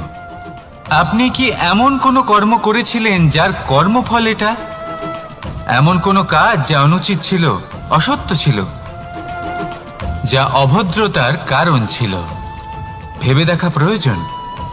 দেখুন, ইচ্ছে হলো আপনার যে আপনি কি করতে চান, ভাবনা আপনার, সত্য আপনার, জীবন আপনার, সিদ্ধান্ত আপনার। আসুন আর আমার সাথে ভালোবেসে বলুন, রাধা রাধা। সময়, এই সময় আসলে কি? এই সময় একটা সরল রেখা তো কখনোই নয়। সময় হলো একটা চক্র, যেখানে এর আদি সেখানেই হলো এর অন্ত, আর যেখানে তা শেষ হয় সেখান থেকেই তার শুরু হয়। এই সময় একটা অত্যন্ত বিচিত্র চিন্তা, বিচিত্র ভাবনা, একটা বিচিত্র বস্তু যা কেউ বুঝতে পারেন না। এই সময়ের লীলা, এর কোনো প্রমাণ নেই, কোনো জ্ঞান নেই, কোনো পরিমাপ নেই। শুধু এটুকু আমরা জানতে পারি, যেখানে শেষ হবে সেখান থেকে একটা নতুন সূচনাও হবে। যা আজ আপনার কাছে আছে, কাল অন্য কারোর কাছে যাবে, তারপরে তার কাছ থেকেও অন্য কারোর কাছে যাবে, তারপরে তার থেকেও ছিনিয়ে নেওয়া হবে। এই নিয়তির একজনের কাছ থেকে অন্যজনের কাছে আদান প্রদানের এই সময় হলো আপনার সময়। এই সময়ের সদ্ব্যবহার করুন, এই সময়কে বাঁচুন। আপনাকে শুধু এটাই সুনিশ্চিত করতে হবে যে আপনি কোন পক্ষে আছেন। আর সত্যি বলতে কি, আপনার জীবনের পরিণাম নির্ভর করে আপনার নির্বাচনের ওপর। আপনি কোন পক্ষ নির্বাচন করছেন। তাহলে মনে রাখবেন, জীবনে সেই পক্ষই নির্বাচন করবেন যা চয়ন করার পরে আপনি সুখ অনুভব করবেন, আপনি সন্তোষ লাভ করবেন, প্রসন্নতা লাভ করবেন। আর আমি এটাই সুনিশ্চিত করব যে এই পক্ষ যেন শান্তির পক্ষ হয়, এই পক্ষই যেন প্রেমের পক্ষ হয়। তাহলে চিন্তা করবেন না, আর আসুন আমার সাথে ভালোবেসে বলুন, রাধা রাধা। দৃষ্টি আর দৃষ্টিভঙ্গি, এই সমগ্র লীলা হলো এই দুইয়ের। বিচিত্র হতে পারে, কিন্তু এটাই সত্যি। এবার আপনাকে একটা উদাহরণ দিয়ে বোঝাই। অনেক সময় আপনি কোনো ব্যক্তিকে এটা বলতে শুনবেন যে আমি আমার নিজের উপরে গর্ব করি, আমি নিজেকে নিয়ে গর্ব করি, আমি খুব ভালোভাবে আমার মা বাবার সেবা করি, ওনাদের আমি সবসময় সুখী রাখি, ওনাদের আমি একটা বাড়ি দিয়েছি, সকল সুখ সুবিধা দিয়েছি, ওনাদের জীবনে প্রত্যেক জিনিস দিয়েছি আর দেব যা তাদের প্রয়োজন। এবার আমাকে বলুন যে আপনি কে হন? আপনি হলেন সেই বীজ যা আপনার মাতা পিতা রোপণ করেছেন। আপনার মা বাবাই আপনাকে এই সংসারে জন্ম দিয়েছেন। এবার এইসব কথার কি তাৎপর্য? এই হলো সেই ব্যক্তির দৃষ্টিভঙ্গি। এবার দেখা যাক এই প্রকৃতি আমাদের কি শেখায়। কখনো কোনো গাছকে দেখবেন, যখন সেই গাছে ফল আসে, সে মালিকে এটা বলে না যে দেখো আমি তোমাকে ফল খেতে দিচ্ছি। সেই বৃক্ষ এটা বলে না যে দেখো আমি তোমায় আহার করতে দিচ্ছি, কারণ ও জানে যে এটা হলো সেই মালির পরিশ্রম, এটা হলো তারই কর্মের ফল, আর এটা তারই পাওয়া উচিত। সে বলে যে তোমার জিনিস তোমাকেই অর্পণ করলাম, এ আমার জিনিস নয়। ও জানে সেই মালির গুরুত্ব আসলে কি। এটা হলো তার দৃষ্টিভঙ্গি। সেই জন্য আপনি জীবনে কোন ব্যক্তির মধ্যে, কোন পশু পাখির মধ্যে, কোন প্রাণীর মধ্যে, কোন পরিস্থিতিতে, কোন আবেগের মুহূর্তে কি দেখতে পাচ্ছেন, সেটা আপনার দৃষ্টিভঙ্গির উপরে নির্ভর করছে। তাই নিজের মনে ধন্যাত্মক ভাব জাগ্রত করুন, শুভ চিন্তা নিয়ে আসুন। এই ভাবনাই সত্য হয়ে সামনে আসবে। এই দৃষ্টিভঙ্গি এমন হয়ে যাবে যে আপনার জীবনে সবকিছুই শুভ হবে। তাহলে আসুন আর আমার সাথে ভালোবেসে বলুন, রাধা রাধা। প্রতিশোধ অথবা কাউকে দুঃখ দেওয়ার ভাবনা, যদি এটা আপনার মনে থাকে, তাহলে আপনি নিজের মনেই যন্ত্রণার একটা বিশাল বৃক্ষ রোপণ করছেন, এটা মনে রাখবেন। কারণ কাউকে দুঃখ দেবার এই ভাবনা, এটা হলো সেই বীজ যা আপনার মনেই পতিত হবে, আপনার মনেই অঙ্কুরিত হবে, আর আপনার মনেই একটা বিশাল বৃক্ষরূপে বেড়ে উঠবে।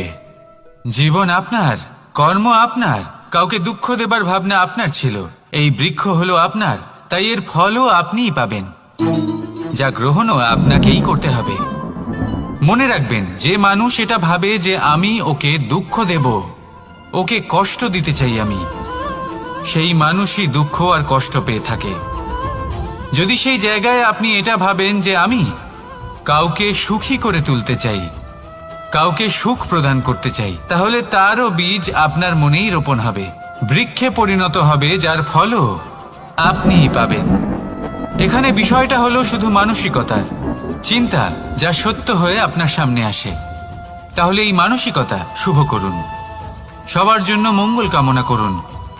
অন্যের মনে আপনার জন্য ভালো চিন্তা থাকুক বা না থাকুক, আপনি সবার জন্য শুভ চিন্তা করে কর্ম করতে থাকুন, তাহলে আপনার সাথেও ভালোই হবে। তাহলে আসুন আর আমার সাথে ভালোবেসে বলুন, রাধা।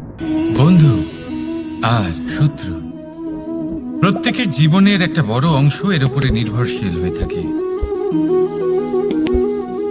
আপনার জীবনে সফলতা আর অসফলতাও এর উপরে নির্ভরশীল।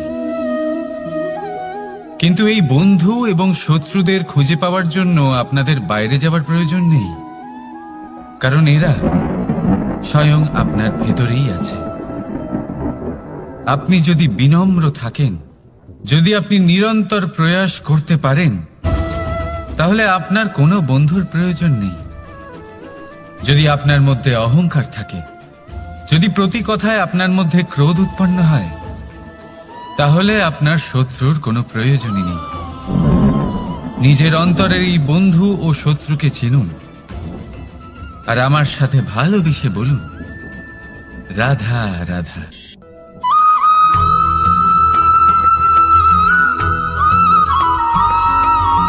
সংসারে সকলে উঁচুতে উঠতে চায়, কেউ নত হতে চায় না।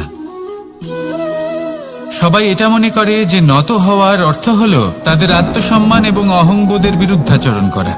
তাদের মনে হয় যে যদি আমরা নত হই, সংসার আমাদের দুর্বল মনে করবে, তাদের শৌর্য এবং তাদের ব্যক্তিত্বের অপমান হবে। কিন্তু এটা কি সত্যি? প্রত্যেকবার নত হওয়ার অর্থ কি সম্মানহানি হওয়া? কখনোই নয়। আপনি নিজের জীবনকেই দেখে নিন, আপনার কোনো অমূল্য জিনিস যদি নিচে পড়ে যায়, তাহলে তাকে কিভাবে তোলেন? সেই বস্তুকে তোলার জন্য আপনাকে নত হতেই হবে। আপনি বড়দের আশীর্বাদ কিভাবে লাভ করেন? আপনি নত হয়ে তবেই তাদের আশীর্বাদ লাভ করতে পারেন, তাই না? ভেবে দেখুন, আপনি একটা পথে হাঁটছেন, আপনি দেখতে চাইছেন যে আপনি সঠিক পথে হাঁটছেন কিনা, পায়ের নিচে কাঁটা পড়ে আছে কিনা। কিভাবে দেখবেন? আপনাকে সেই মাথা নত করেই দেখতে হবে। এর অর্থ কি? অর্থ খুব সহজ। প্রত্যেকবার নত হওয়া অনুচিত নয়, সেটা কোনোভাবেই সম্মানহানি নয়।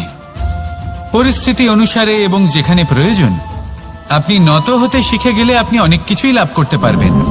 জ্ঞান, মান, গুণ, বিশ্বাস।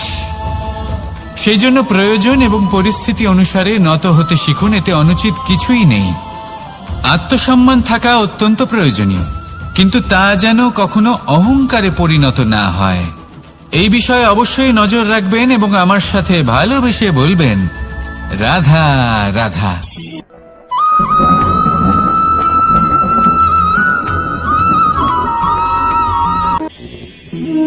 একে চিনতে পারলেন?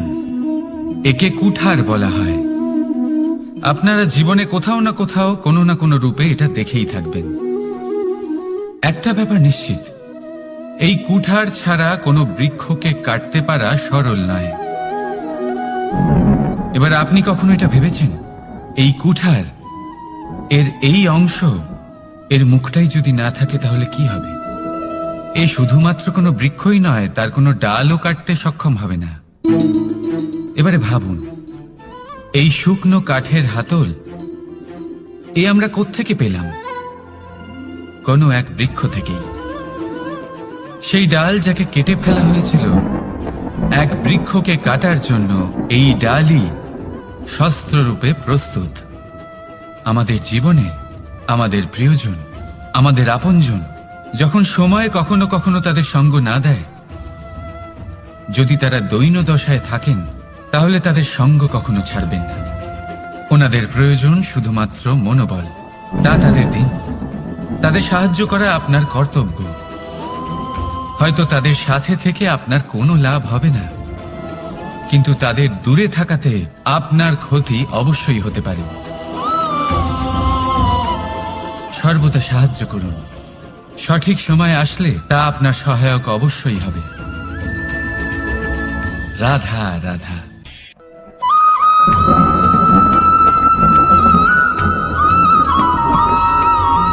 যোগাসন। এই আগুনের জন্য যে শক্তির প্রয়োজন হয় তা আসে এই তেল থেকে। যদি এই তেল সমাপ্ত হয়ে যায় তাহলে এই প্রকাশ তাও সমাপ্ত হয়ে যায়। আর আমাদের জীবনে এই তেল হলো আমাদের কর্ম, আর এই আগুন আর এর দ্বারা উৎপন্ন হওয়া প্রকাশ আমাদের ভাগ্য।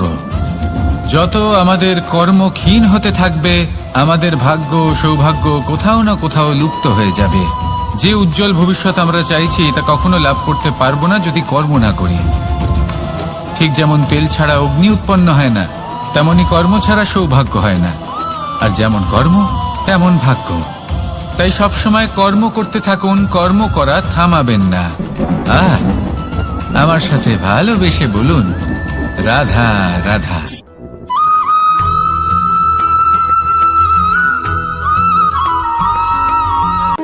কোনো ব্যক্তির ব্যক্তিত্ব কিভাবে তৈরি হয়? আপনার কি মনে হয় যে ব্যক্তি জন্ম থেকে তার স্বভাব নিয়ে জন্মায়, নাকি আপনার মনে হয় যে এই প্রকৃতি ব্যক্তির জন্য তার নিয়তি রচনা করে? না, এরকম একেবারেই হয় না। আমি আপনাকে বোঝাচ্ছি। যখনই বৃষ্টি পড়ে কোনো বিন্দুর দিকে দেখবেন। এবার এই বিন্দু যেখানে পড়ছে তার উপরে নির্ভর করছে তারপর কি হবে। যদি এই বিন্দু পড়ে কোনো ক্ষেতের ওপরে, তাহলে কোনো নতুন ফসলের জন্ম দেবে। যদি সেই গরম কড়াইতে পড়ে তাহলে বাষ্পীত হবে। যদি সে কোনো সাপের মুখের ভেতরে পড়ে তাহলে বিষ তৈরি হবে।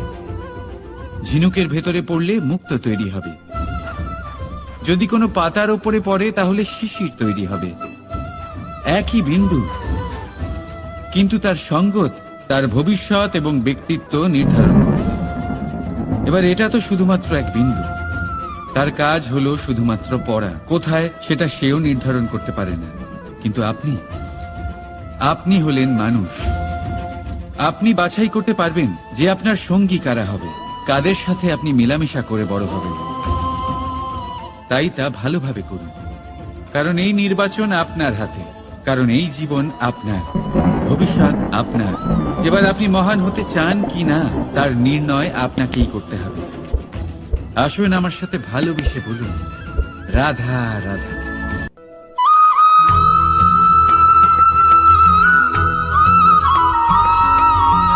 ভয়ের সাথে আমরা সবাই পরিচিত, কষ্ট আমরা সবাই পেয়েছি। কখনো কখনো আমরা অসুস্থ হয়ে পড়ি, আর এমন সময় হলে মাতার মমতা, কখনো বাবার স্নেহ, কখনো বন্ধুদের পাশে থাকার অনুভূতি আমাদের রোগ নিরাময়ে সাহায্য করে। কখনো যদি আমরা নিরাশ হয়ে পড়ি, তখন যদি আমাদের কোনো আপনজন আমাদের দুটো ভালো কথা বলে, তখন আমাদের মনোবল বেড়ে যায়। ঠিক তেমন সংসারের এই রঙ্গমঞ্চে যদি আপনি পীড়িত অনুভব করেন,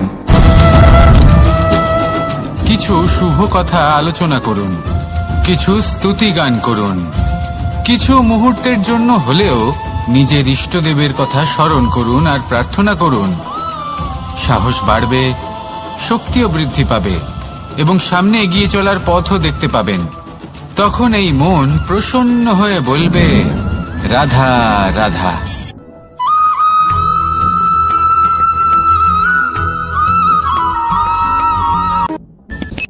সূর্যের তাপ এতটাই প্রখর হয়, তা সমস্ত বনস্পতিকে শুষ্ক করে দেয়।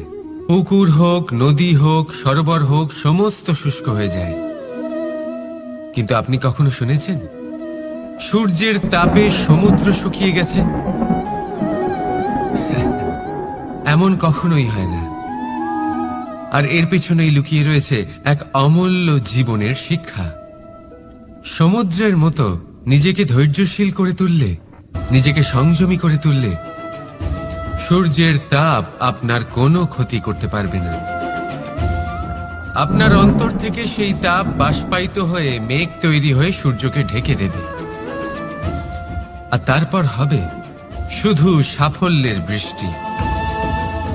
তাহলে আসুন আর আমার সাথে ধৈর্যের সাথে বলুন, রাধা রাধা।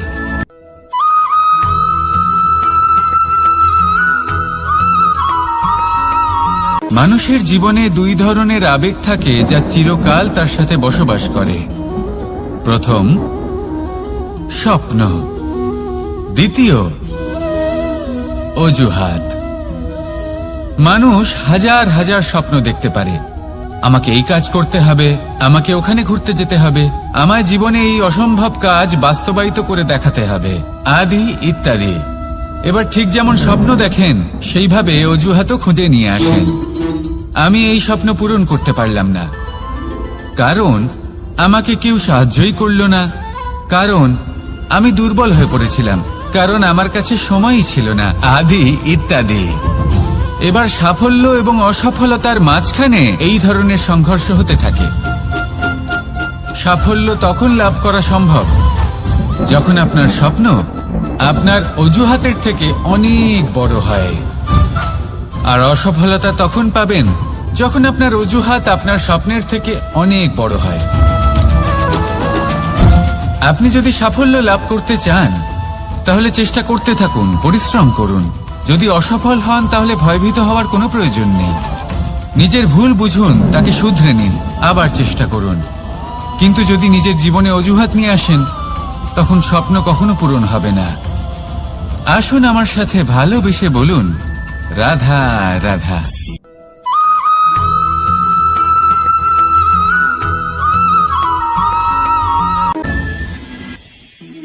মানুষ অসুস্থ কেন হন? শারীরিক দুর্বলতার কারণে? না, মানুষ অসুস্থ হন তার মানসিকতার কারণে, তার বিবেকের কারণে, তার কর্মের কারণে, তার ক্রোধের কারণে। আর যখন কেউ সুস্থ হন, ঠিক হয়ে যান, তার মানে এটা নয় যে শুধু ওষুধের জন্য তিনি সুস্থ হয়েছেন। না, এটা কারোর তার প্রতি প্রেমের প্রভাব, বিশ্বাসের প্রভাব, সম্বলের প্রভাব। শুধুমাত্র ওষুধ দিয়ে কিছুই হয় না। যদি মনে প্রেম থাকে, বিবেক থাকে, বিশ্বাস থাকে, সম্বল থাকে, তবেই সেই ওষুধ কাজ করতে পারে। তাই মনে রাখবেন, এই জীবন হলো অত্যন্ত ছোট। মনে প্রেম ভাব রাখুন, মিত্রতা করুন, শত্রুতা নয়। ভালোবাসুন, বিদ্বেষ নয়। আর এই ভালোবাসার সাথেই বলুন রাধা রাধা।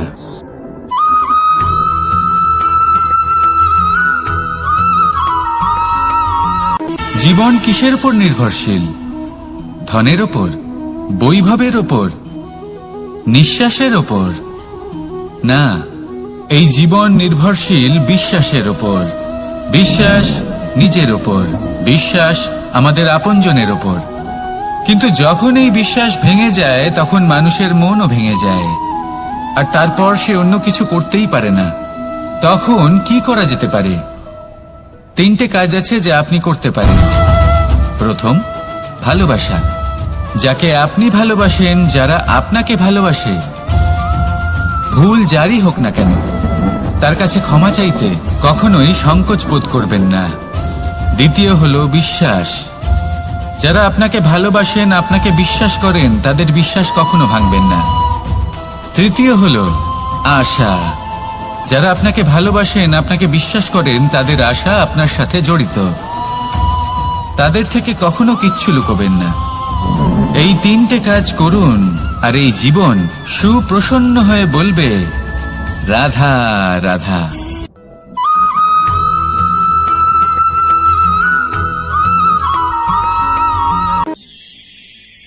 মানুষ জীবনে সব সময় চিন্তা করে, ভাবতে থাকে যে তার জীবনে কতই না সমস্যা। তারপরে নিজের আশেপাশে দেখে আর ভাবে যে সবাই কত প্রসন্ন, শুধু আমার জীবনেই সমস্যা আছে। কিন্তু বিষয়টা তা নয়। শুধু প্রত্যেক ব্যক্তিরই নয়, প্রত্যেক প্রাণীরও জীবনে সমস্যা আছে। এবার মানুষ একটা পাখিকে দেখে এটাই ভাবে যে এদের জীবন কতটা সহজ। কোনো দেশেরই সীমারেখা এদের ওপর লাগু হয় না। কোথায় থাকবে সেই নিয়েও কোনো ভাবনা নেই। কত শান্তির জীবন এদের। তারপর সে একটা পিঁপড়েকে দেখে আর এটা ভাবে কি অসাধারণ, এদের তো সারা জীবনই মাটির উপরেই অতিবাহিত হয়, খাবারটাও মাটিতেই পেয়ে যায়। কি শান্তির জীবন এদের। কিন্তু যখন কোনো ঝড় আসে, তখন সবার আগে সেই পাখির বাসাটাই ঝড়ে ভেঙে যায়। এই পাখি যে শাখাতেই গিয়ে বসে পড়ুক, তাদের উপর সবসময় সংকট থাকে যে ওপর থেকে কোনো বড় পাখি এসে তাদের উপর প্রহার না করে, তারা নিজেদের প্রাণ না হারায়। আর যদি কথা বলি পিঁপড়েকে নিয়ে, এদের উপর সবসময় সংকট থাকে যে কোনোভাবে বাতাস বা জল এদের ভাসিয়ে না নিয়ে যায়, কোনো প্রাণী ওকে পা দিয়ে পিষে না দেয়, এই পিঁপড়ে পিষ্ট হয়ে না মারা যায়। দেখুন, সমস্যা প্রত্যেকের জীবনে রয়েছে, আর এই সমস্যা আসতেই থাকবে। এর অর্থ এটা নয় যে এই সমস্যার সম্মুখীনই হওয়া যায় না, এর সমাধানও সম্ভব নয়। প্রত্যেক সমস্যার সমাধান অবশ্যই আছে, শুধু শান্ত মনে সেটা খুঁজে বের করতে হবে। তাহলে সেটাই করুন, প্রত্যেক সমস্যার সমাধান করতে থাকুন। যত সমাধান করবেন, জীবন আনন্দময় হয়ে উঠবে। যদি সমাধান না করেন, তাহলে আজীবন দুঃখই পেতে থাকবেন। আসুন আমার সাথে ভালোবেসে বলুন রাধা রাধা।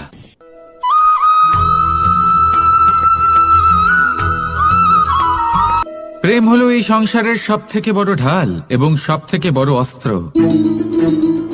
এই প্রেম ছাড়া না কোনো ন্যায় হয়, আর না কোনো শাস্ত্র, না জীবন আছে, আর না অন্ত।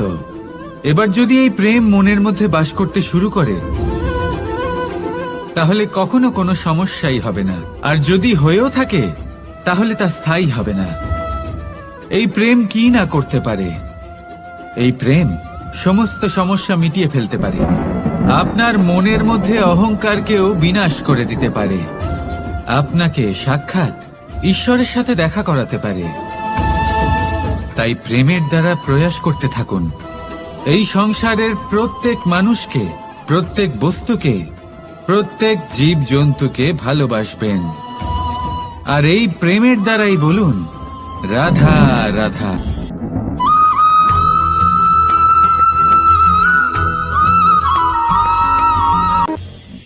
মানুষ এক অত্যন্ত বিচিত্র প্রাণী। পরিকল্পনা করে, ষড়যন্ত্র করে, প্রচেষ্টা করে, কাউকে পরাজিত করার চেষ্টাও করে। সাপকে একটা দড়ি মনে করে হাতে চেপে ধরার চেষ্টা করে, কিন্তু একটা কথা বুঝতেই পারে না, সময়ের এই সাপ, এটা হাতে চেপে ধরাই যায় না। আর আপনি যা করবেন তা আবার ফিরে আসবে আপনারই সামনে। দেখুন, এতে কিছুই যায় আসে না যে আপনি কুম্ভকারের পুত্র নাকি কৃষ্ণের পুত্র। যদি আপনি অনুচিত কর্ম করেন তাহলে আপনার সাথেও অনুচিতই হবে, অশুভ কর্ম করলে আপনার সাথেও অশুভই হবে। কুরু বংশ অত্যন্ত মহান বংশ ছিল। এই কুরু বংশ কি হলো তার সাথে? একটা গোটা বংশ বয়ে গেল, কারণ ওনাদের উদ্দেশ্য অশুভ ছিল। অন্যদিকে 5 জন বনবাসী পাণ্ডব মহাভারত বিজয়ী হলেন, কারণ তাদের উদ্দেশ্য শুভ ছিল। তাই মনে রাখবেন, শুভ অগ্নি প্রজ্বলিত করবেন, শুভ তাপ সঞ্চার হবে। অশুভ অগ্নি প্রজ্বলিত করবেন, নরকেই জ্বলতে হবে। তাহলে আসুন আর আমার সাথে ভালোবেসে বলুন, রাধা রাধা।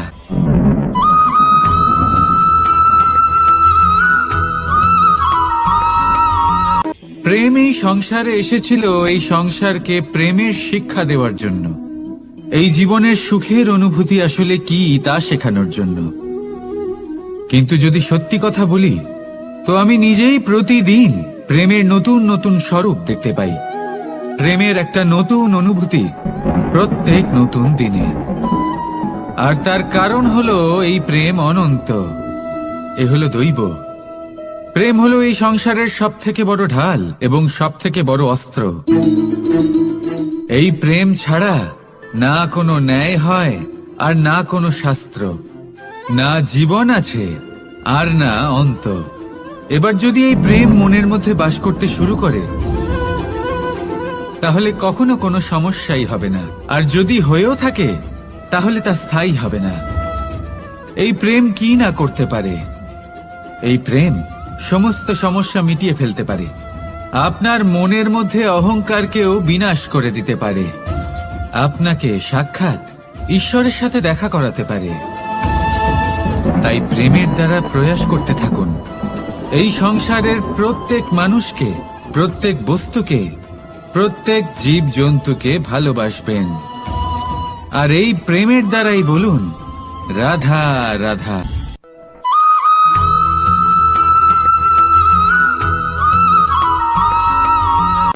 জীবনে এমন কিছু কাজ রয়েছে যা আপনাকে একাই করতে হয়, আর এমন কিছু কাজ রয়েছে যা আপনাকে একসাথে মিলে করতে হয়, একজোট হয়ে, সঙ্গবদ্ধ হয়ে। এবার সঙ্গবদ্ধ বলতে কি বোঝাতে চাইছি? আমি তাদের কথা বলছি না যারা বাস্তবিকভাবে একে অপরের সাথে কাজ করেন। আমি তাদের কথা বলছি যারা একে অপরের থেকে দূরে থেকেও একে অপরকে বিশ্বাস করেন। আমি আগেও বলেছিলাম, সমস্ত বিশ্বের আশা বিশ্বাসেই বসবাস করে, তাই না? তাই যেখানে সমস্ত বিশ্ব আছে, সমস্ত সংসার আছে, সেইখানেই বিশ্বাস রয়েছে। তাই আপনার আশেপাশে এমন দল সঙ্গবদ্ধ করুন যাদের আপনার উপর বিশ্বাস আছে আর যাদেরকে আপনি বিশ্বাস করতে পারেন। তাহলে আসুন আর আমার সাথে ভালোবেসে বলুন, রাধা রাধা।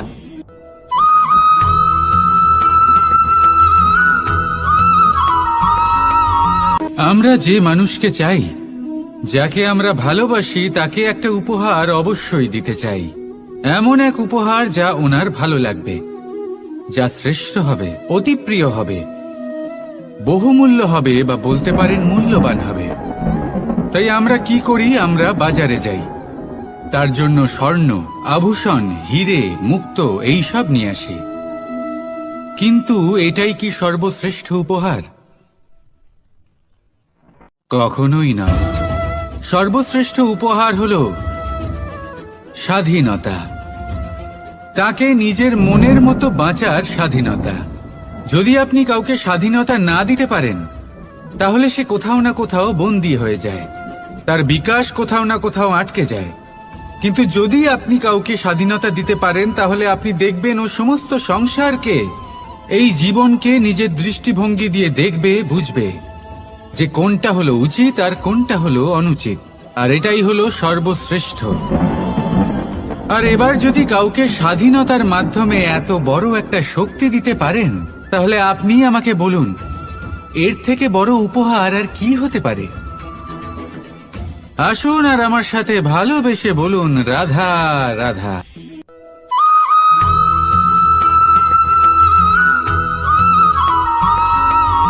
পিতা আর পুত্রের সম্পর্ক অত্যন্ত মধুর হয়ে থাকে।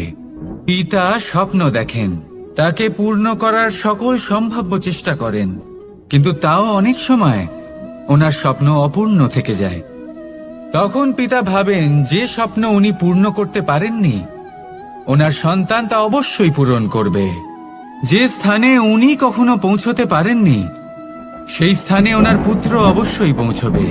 পিতা নিজের সন্তানের ভবিষ্যৎ নিয়ে সেই স্বপ্ন দেখেন, আর যখন সেই সন্তান সামনে এগোতে থাকে, তখন তার দুঃখ হয় না, বরং গর্ব হয়। ওনার ভালো লাগে এটা দেখে যে ওনার সন্তান অনেক উন্নতি করছে।